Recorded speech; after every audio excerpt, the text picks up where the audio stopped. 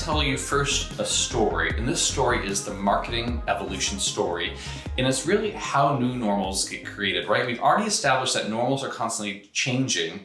How does this happen within marketing? So let me tell you a story. First, it starts off with the way things are evolve and change, right?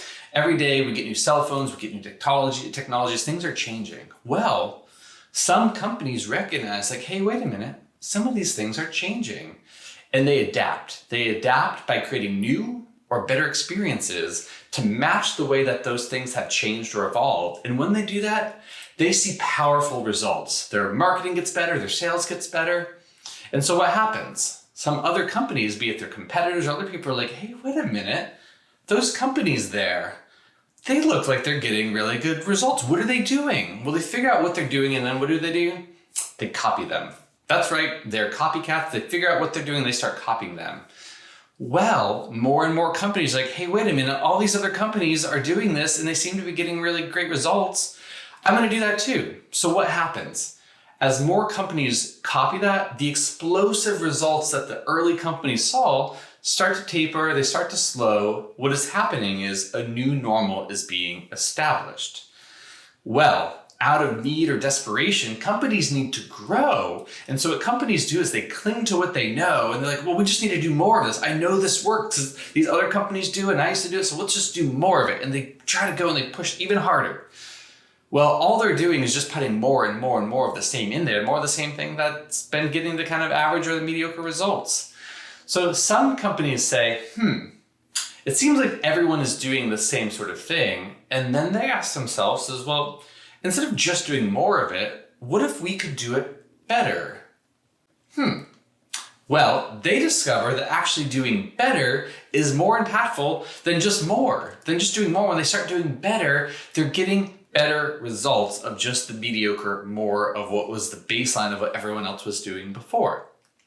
Or maybe a global pandemic strikes, right? Imagine that.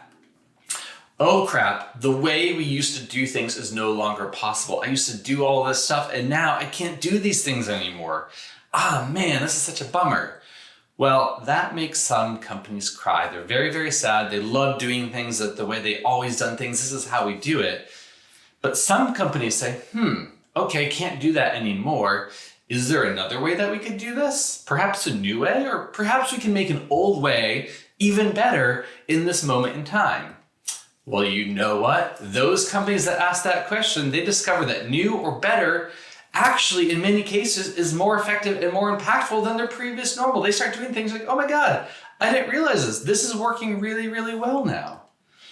The way things continue to evolve and change. And as you can imagine, this cycle goes on and on and on. And whether it be a pandemic, whether it be buying behaviors, whether it be new technologies, these will be the cycle that companies will evolve and continue. This is how new normals are created. And it's really important to understand this because really what we're talking about here is an innovation story. It also helps us think about the importance of when we create experiences that match the needs, the wants, and desires of people, we're going to get better results. Hence the focus on digital experience in this global pandemic. If you think about it, for the past few months, the digital experience that you've had might have been the only experience. Now, even if you're a B2B company, many companies have events, conferences, we gather in person, you have a customer come to your office, you go to their office. We haven't done that for the past few months. So the only way that people have been interacting has been entirely digitally. That experience that we craft is really, really important. So that brings us to our digital experience awakening. We're at this moment in time and we're starting to say, hey, the digital experience that we create for people really, truly does matter.